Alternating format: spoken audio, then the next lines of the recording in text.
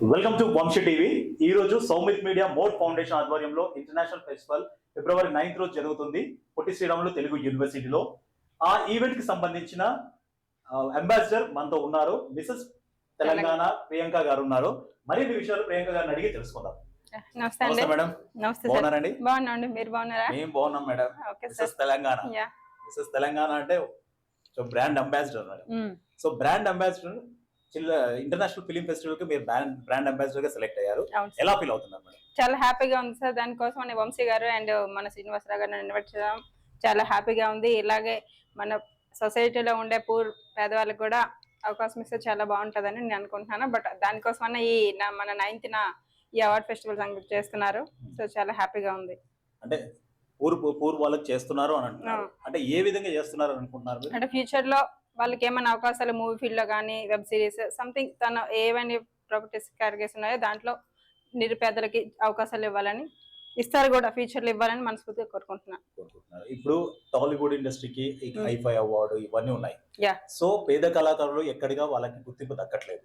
So Soumith media group వాళ్ళు, mode foundation వాళ్ళు ఒక అడుగు ముందుకేసారు. అవును సార్. సో అడుగు ముందుకేసి కళాకారులకి వాళ్ళకి అవకాశం ఇద్దామని చూస్తున్నారు.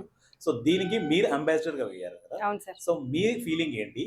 వాళ్ళకి ఇవ్వడం వల్ల ఏమన్నా ఇది అవుతుందా, లేదంటే పెద్దవాళ్ళకి మెయిన్ స్ట్రీమ్ వాళ్ళకి ఇవ్వాలని మీరు ఏమని అనుకుంటున్నారు? అలా ఏంటి సార్, అందరూ సమానమే. సో మిడిల్ క్లాస్ అని హైయర్స్ అని, బట్ ఏం చేయాలనుకుంటే మిడిల్ క్లాస్ వాళ్ళకి కొంచెం మన సాయం చేస్తే బాగుంటదని. ఓకే, అంతే. సో ఇందులో ఎన్ని కేటగిరీస్ ఉన్నాయి, మీకు ఏమైనా ఐడియా ఉందా? ఉన్నాయి. వెబ్ సిరీస్ ఒకటి, మ్యూజిక్ ఆల్బమ్ చేస్తున్నారు, నెక్స్ట్ షార్ట్ ఫిలిమ్స్, ఇలా సంథింగ్ ఒక 10 వరకు ఉన్నాయి సార్. 10 వరకు ఉన్నాయి. ఓకే. ఈ అవార్డ్స్ ఫంక్షన్స్ ఉన్నాయి కదా, అవార్డ్ ఫంక్షన్స్ లో ఓన్లీ సినిమాకి సంబంధించినవి ఉన్నాయా, ఇంకా వేరే సంబంధించినవి ఉన్నాయా? లేదు సార్, సినిమా ఓన్లీ సినిమానే కాదు సార్, అన్ని కేటగిరీస్ కూడా ఉన్నాయి ఇందులో. అన్ని కేటగిరీస్ ఉన్నాయి. మేడం, ఇక్కడ అవార్డ్స్ ఇస్తున్నారు కదా, అవార్డ్ సెలెక్షన్ ప్రాసెస్ ఎలా ఉంటుంది, మీకు ఏమైనా ఐడియా ఉందా? సార్, జ్యూరీ కమిటీ ఉంటుంది. దాంట్లో కొన్ని మనకి ఇంటర్వ్యూస్ వస్తుంటాయి. సో దాంట్లో మెయిన్ ఏది ఇంపార్టెంట్ అంటే అది సెలెక్ట్ చేసుకొని, సో దాని ద్వారా అవార్డ్స్ ఇస్తారు. Okay, right. బేసికల్లీ ఇక దీని గురించి అయిపోయింది. మీ పర్సనల్ క్వశ్చన్ అడుగుతున్నా. బేసికల్లీ మీరు ఎక్కడ నుండి? మాది ఆంధ్ర సార్. ఆంధ్ర శ్రీకాకుళం సార్. శ్రీకాకుళం చేసిన డైలాగ్ ఏమైనా చెప్పగలుగుతారా? శ్రీకాకుళం డైలాగ్ ఏం చేస్తున్నారు, బాగున్నారా? బాగున్నామండి. సో హైదరాబాద్ లో ఎప్పటి నుండి ఉంటున్నారండి?